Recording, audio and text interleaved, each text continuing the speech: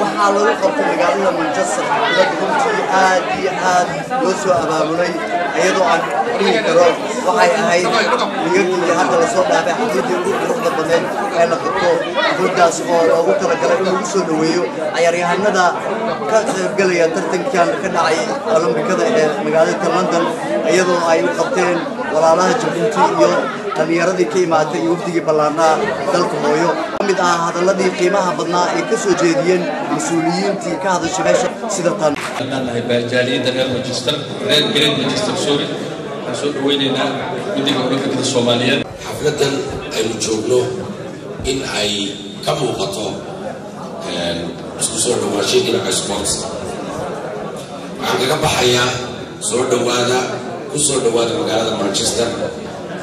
السلام عليكم ورحمة الله وبركاته.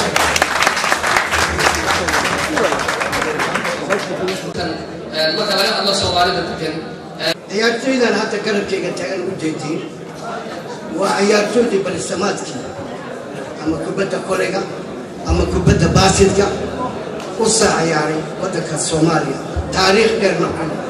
وحيرا عرض كيمياء عبد بلمياء مالتي عبد كرامة عمران.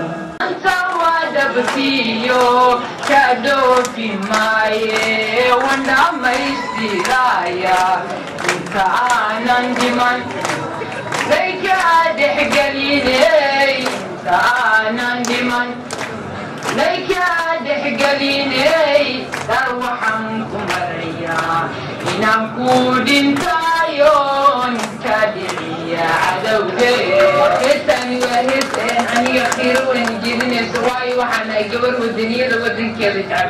وحوي تذكر دبل تذكر عقلك يو وحجرت لماذا يو حضارة وصل نقولها إلى إنه نقوله وإن شاء الله تذكر دبل شو يعني واحد من السيادة اللي ذكر الشيء. السلام عليكم ورحمة الله وبركاته.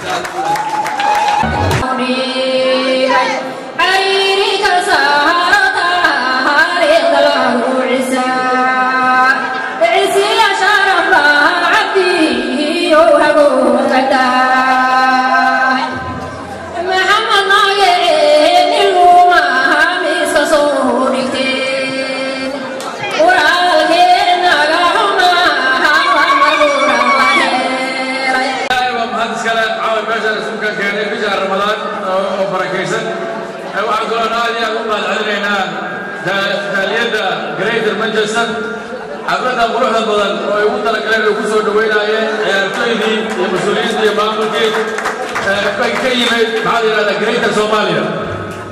ugu dambeyntii xafladii ayaa waxay ku soo gabagabowday si aad iyo aad u qurux badan Cabdullaahi Xasan Maxamed Wiish telefishinka qaranka Soomaaliyeed magaalada Manchester.